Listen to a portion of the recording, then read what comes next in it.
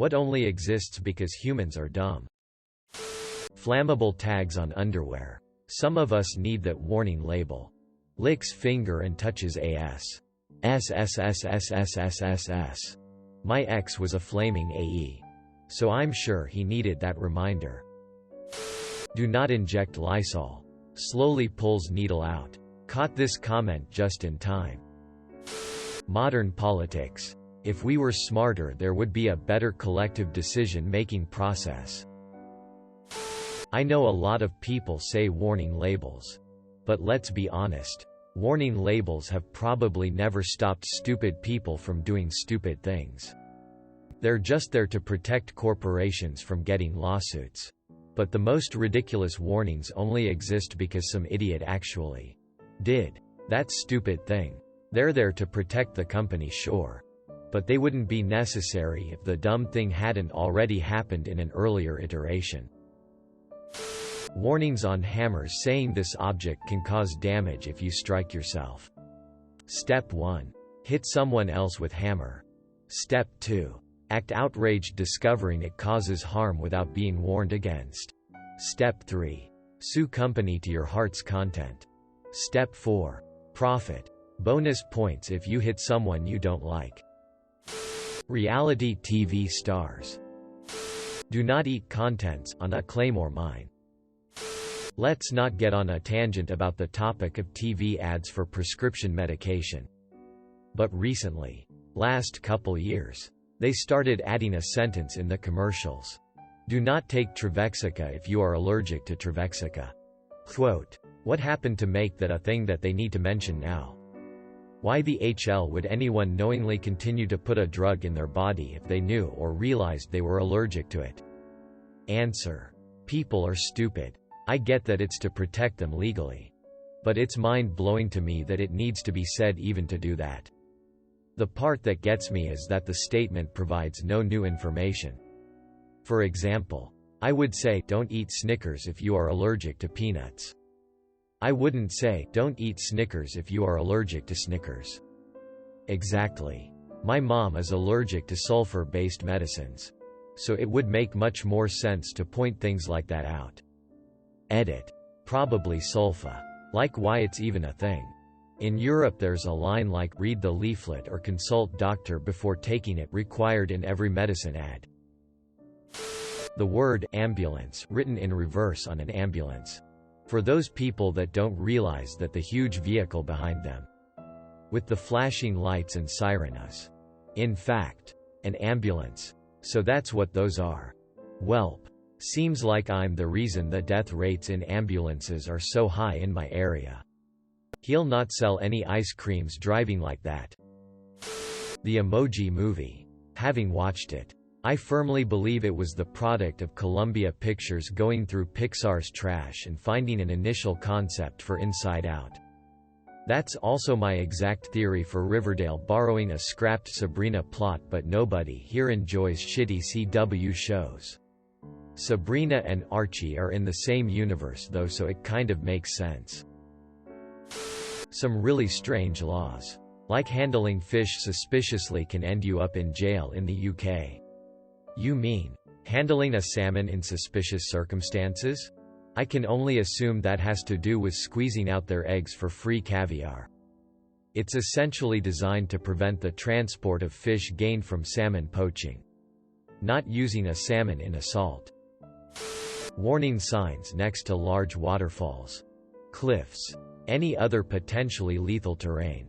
Sometimes I can understand at one of our old vacation spots there was a cliff that you couldn't see until it was too late. Popular hiking trail. Bolton Strid probably deserves the signs too. Doesn't look like much, but is actually extremely dangerous. As in, if you fall in, you probably just die. Holy st. I just looked that river out of curiosity. Now I'm afraid I might accidentally fall into the Strid despite me living in Germany. Most warning labels may cause AL leakage. Is this a box of old age you're selling? Nope. Low-fat potato chips. Link. The belief of a flat earth. This is by far my favorite conspiracy, just to laugh at just cause. Like, why?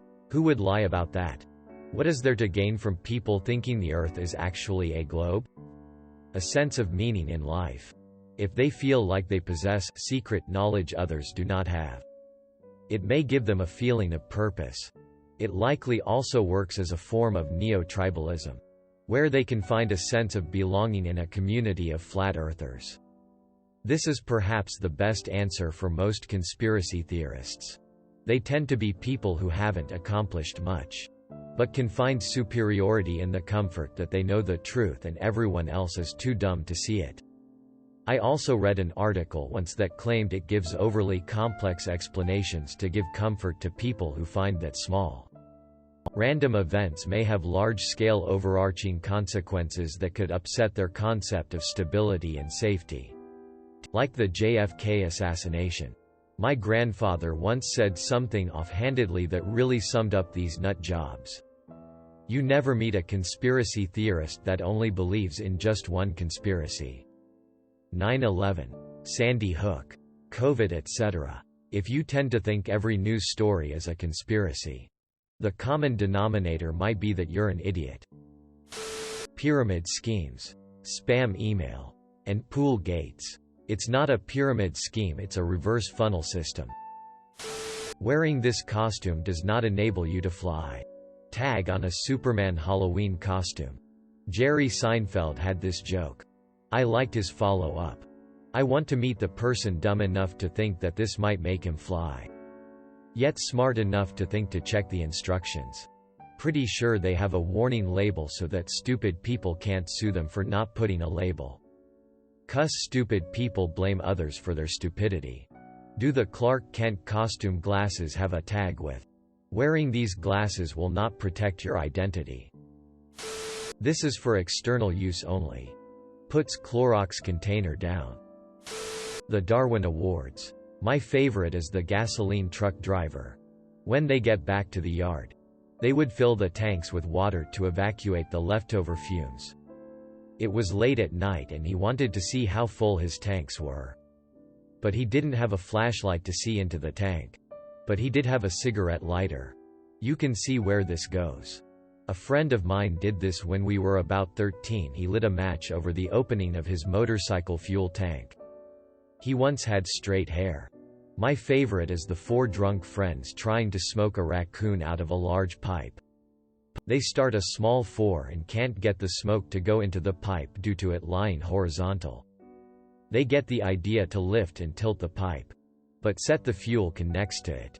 The can falls over and detonates, flinging the two at the far end of the pipe, killing the two at the fireplace end of the pipe, and firing a flaming raccoon about 200 yards into the distance. Unconfirmed, but enjoyable. Edit. As someone who has swung a golf club poorly, the four is staying. Let's see. Don't stop on the tracks. Contents are hot. Straw paper can go in your eye. The list goes on and on. Well, I will say this. The biggest talking point on the "coffee is hot" label is because a woman spilled coffee on herself that wasn't just hot but closing to boiling.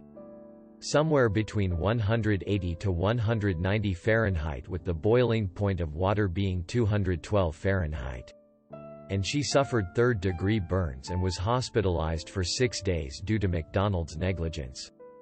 She sued them, which ended up on a settlement. After this, McDonald's put the warnings on their coffee so they couldn't be sued again. And to add insult to injury, put a smear campaign against this woman to completely downplay this incident. I would take a look at Liebeck v. McDonald's restaurants on Wikipedia. Edit 1. Beyond boiling was on me. I added for dramatic effect. I got called out on it and was wrong to add that. I have updated this post to better reflect the truth. Edit 2. As you, Chadden Sunday, pointed out, it was incorrect of me to say that this case is why we have the label, only that it is a big talking point. Edit 3. As you, Chadden Sunday, pointed out, it was incorrect of me to say that she won the case. The case ended in a settlement. To drive home your point, The woman was 79 years old and required multiple skin grafts because the almost boiling hot coffee soaked into her clothing and continued to burn her. She was getting treatments for 2 years. Imagine that. Imagine your grandma in the front seat screaming because she's soaked in boiling liquid. The smear campaign against her infuriates me to all hell. And I always try to educate people whenever they make a joke about this incident. McDonald's was absolutely negligent and their smearing of the woman is sickening. Edit. Changed how hot the coffee was. Yeah. I heard this long ago and it was a huh. This person is so stupid. I read the actual story and was horrified by the actual details. School. Listen here you little st. No. He's got a point. Several warning markings like don't put your cat inside your microwave. What the HL kind of cat did you buy that came with a warning label? Right? Mine only says hand wash only. Not dishwasher safe. I think an old woman once sued a microwave company.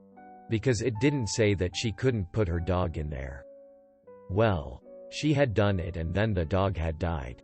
So that's why such things are there. Edit. What?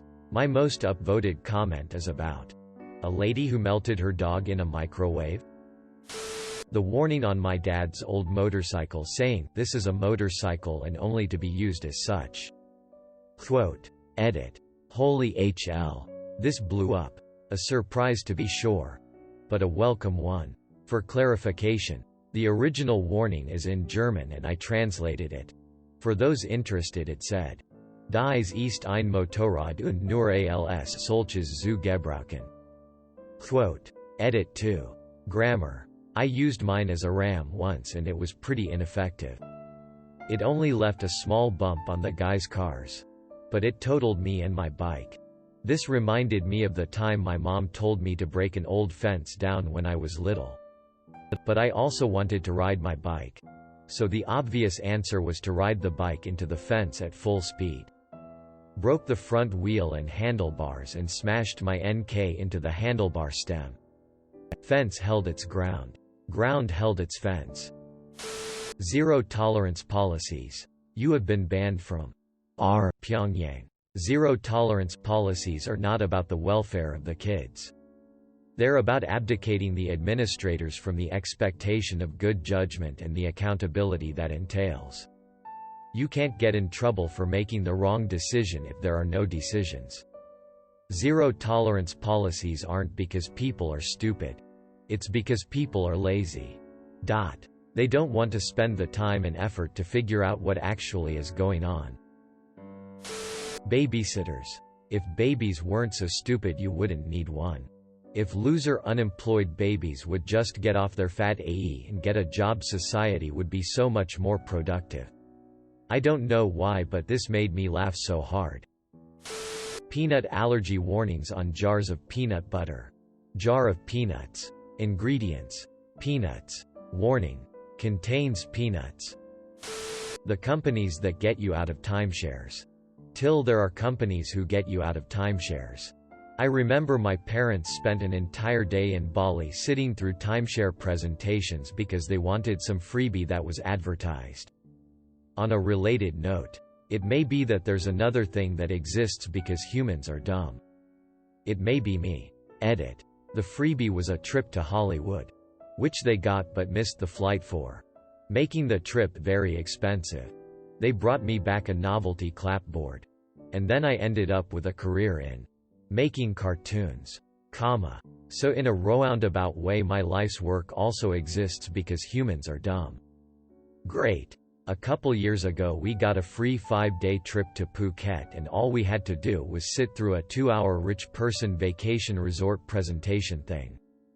They put us up in a luxury villa with a private pool and everything.